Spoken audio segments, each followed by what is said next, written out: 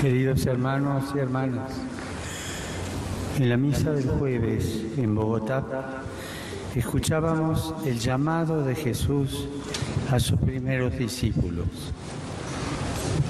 Esta parte del Evangelio de Lucas, que comenzó con aquella narración, culmina con el llamado a los 12. ¿Qué recuerdan los evangelistas entre ambos acontecimientos? Que este camino de seguimiento supuso en los primeros seguidores de Jesús mucho esfuerzo y purificación. Algunos preceptos, prohibiciones y mandatos los hacían sentir seguros. Cumplir con determinadas prácticas y ritos los dispensaba de una inquietud. La inquietud de preguntarse ¿qué es lo que le agrada a nuestro Dios? Jesús, el Señor, le señala que cumplir es caminar detrás de Él y que ese caminar lo ponía frente a leprosos, paralíticos, pecadores. Esas realidades demandaban mucho más que una receta o una norma establecida. Aprendieron que ir detrás de Jesús supone otras prioridades, otras consideraciones para servir a Dios.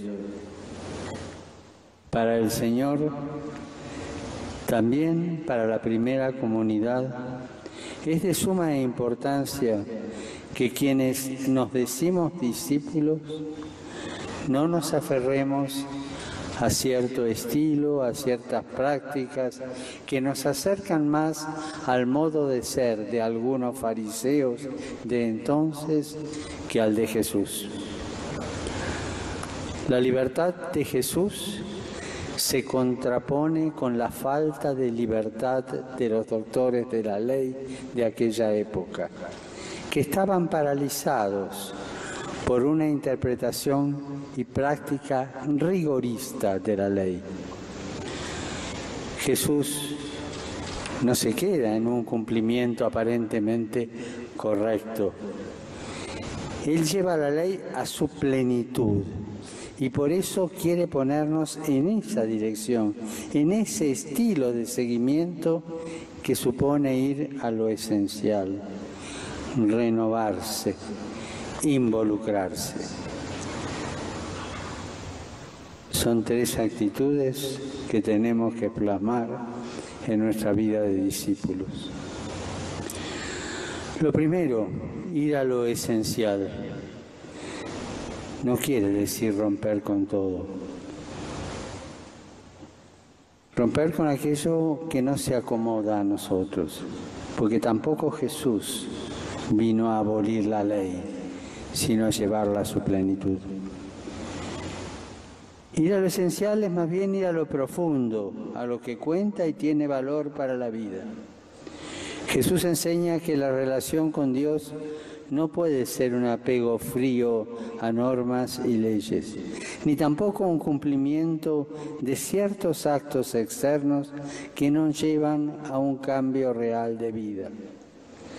Tampoco nuestro discipulado puede ser motivado simplemente por una costumbre, porque contamos con un certificado de bautismo, sino que debe partir de una viva experiencia de Dios y de su amor.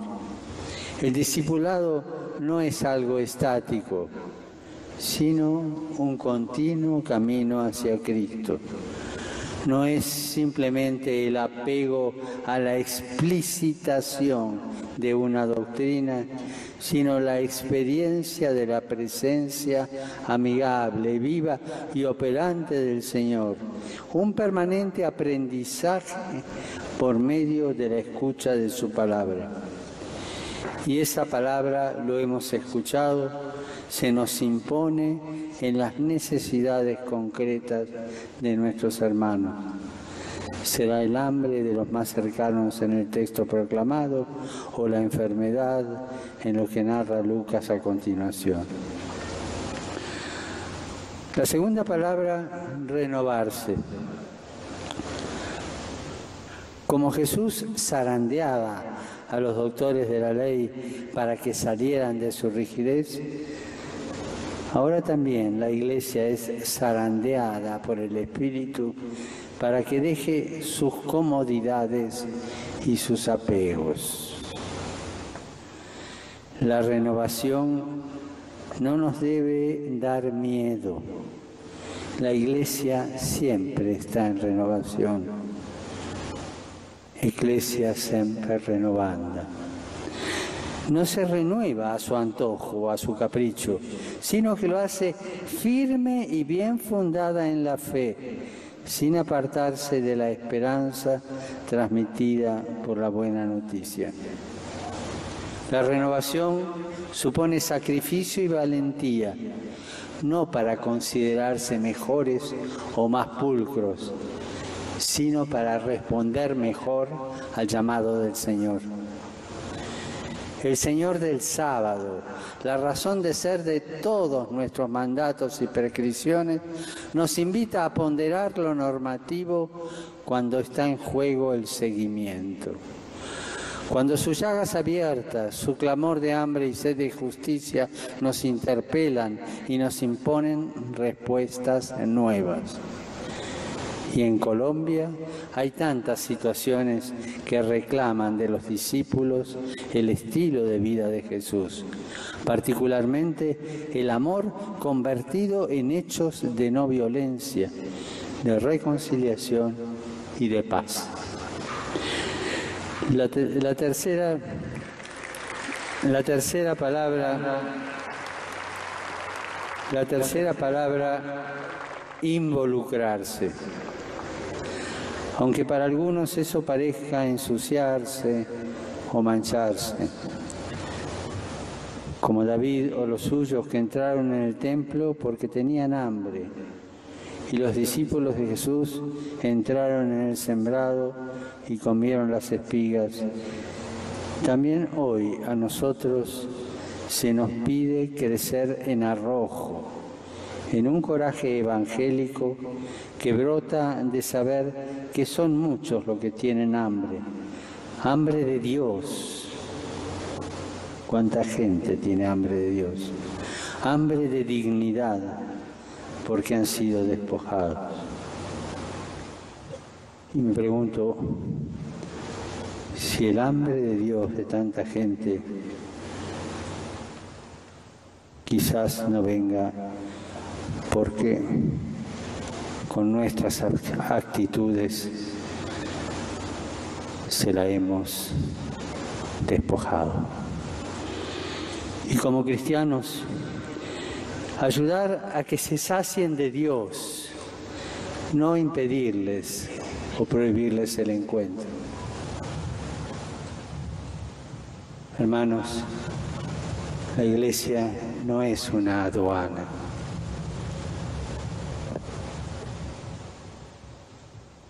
Quiere las puertas abiertas porque el corazón de su Dios está no solo abierto, sino traspasado por el amor que se hizo dolor.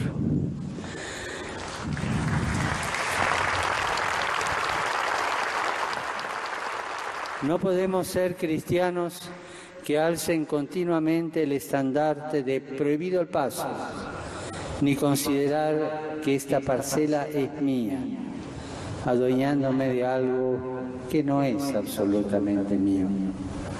La Iglesia no es nuestra, hermanos, es de Dios. Él es el dueño del templo y del sembrado. Todos tienen cabida, todos son invitados a encontrar aquí y entre nosotros su alimento. Todos. Y el que preparó la puerta manda a buscar a todos, sanos y enfermos, buenos y malos, todos,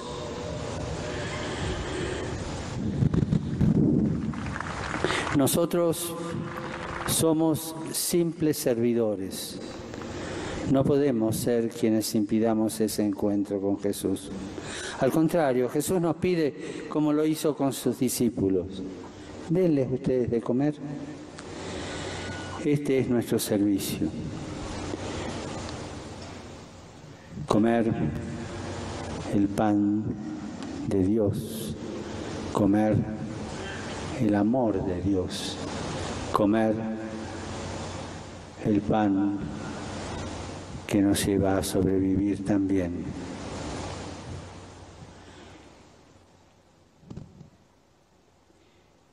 Bien lo entendió Pedro Claver, a quien hoy celebramos en la liturgia y que mañana veneraré en Cartagena. Esclavo de los negros para siempre fue su lema de vida, porque comprendió como discípulo de Jesús que no podía permanecer indiferente ante el sufrimiento de los más desamparados y ultrajados de su época, y que tenía que hacer algo para aliviarlo. Hermanos y hermanas, la Iglesia en Colombia está llamada a empeñarse con mayor audacia en la formación de discípulos misioneros, así como lo señalamos los obispos reunidos en Aparecida. Discípulos que sepan ver, juzgar y actuar, como lo proponía aquel documento latinoamericano que nació aquí en estas tierras. Discípulos misioneros que saben ver sin miopías heredadas, que examinan la realidad desde los ojos y el corazón de Jesús, y desde ahí juzgan, y que arriesgan, que actúan, que se comprometen. He venido hasta aquí justamente para confirmarlos en la fe y en la esperanza del Evangelio. Manténganse firmes y libres en Cristo. Firmes y libres en Cristo, porque toda firmeza en Cristo nos da libertad. De modo que lo reflejen en todo lo que hagan. Asuman con todas sus fuerzas el seguimiento de Jesús, conózcanlo, déjense convocar e instruir por Él. Búsquenlo en la oración y déjense buscar por Él en la oración. Anúncienlo con la mayor alegría posible. Pidamos a través de la intercesión de nuestra Madre, Nuestra Señora de la Candelaria, que nos acompañe en nuestro camino de discípulos, para que poniendo nuestra vida en Cristo, seamos siempre misioneros que llevemos la luz y la alegría del Evangelio a todas las gentes.